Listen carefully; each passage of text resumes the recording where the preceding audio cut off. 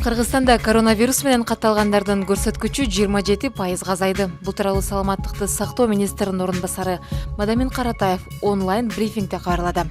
Өлкөдө вирусту жуктургандардын жалпы саны 41.069 жетти. Акыркы бир суткада 310 жаңы учур катталды.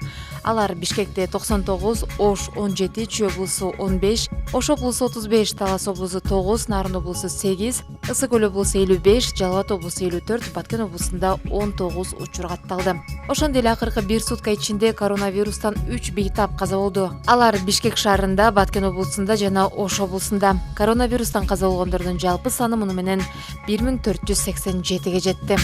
Чүй облусунун Сокулук районунун мамлекеттик администрация башчысы Акими Асылбек Сатыбалдиевге сөгүш жарыяланды. Тийиштүү буйрукка премьер-министр Кубатбек Боронов кол койду. Сокулук районунун акимине өзүнүн кызматтык милдеттерин тийиштүү деңгээлде аткарбагандыгы жана республикалык ыкчам штабтын чечимдеринин аткарылышына жетиштүү көзөмөл жүргүзбөгөндүгү үчүн сөгүш жарыяланган. Аталган кемчиликтин натыйжасында Сокулук районунун COVID-19 илдетине чалдыккан бейтаптары менен иш алып барган медициналык кызматкерлердин тийиштүү компенсациялык төлөмдөрүнүн кармалышы келип чыккан. Белгилесек, мындан мурда премьер-министр Кубатбек Боронов республикалык ыкчам штабтын жыйынында медициналык кызматкерлер тийиштүү кошумча төлөмдөрдүн кармалуусу тууралуу маселени карап чыгып, ага жол берген жооптуу жактарга карата тартиптик жаза иретинде чара кабыл алуу маселесин тапшырды.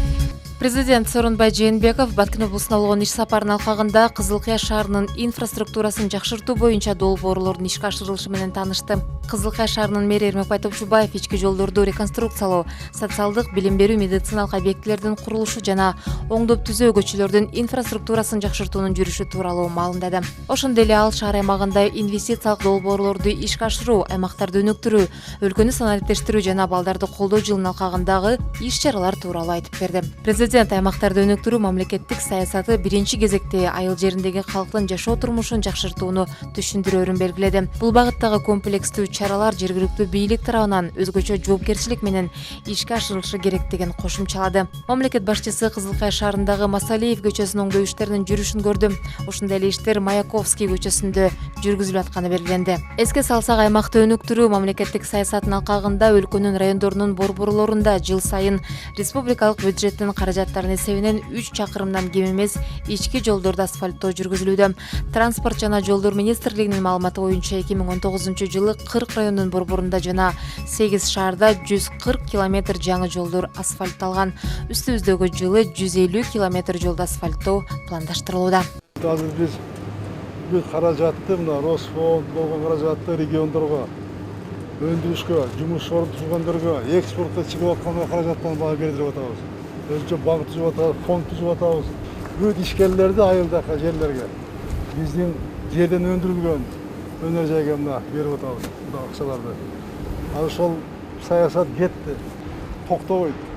Ошол региондорго каражаттар бөлүнө баштады. Бул өзүнүн эффекти берет да каласа. Экономикалык кылмыштуулукка каршы күрөшүү кызматы ИИМдин ичкиликтөө кызматы менен биргеликте пара алган милиционерди кармады. Токмок шаардык ички иштер бөлүмүнүн тергөөчүсү 30 000 сом акча алып жаткан жеринен колго түшүрүлдү. Кармалган кызматкер кылмыш ишин токтотуу үчүн акча талап кылган. Аталган факт 326 берене менен катталып, сотко чейинки өндүрүш иши жүрүүдө.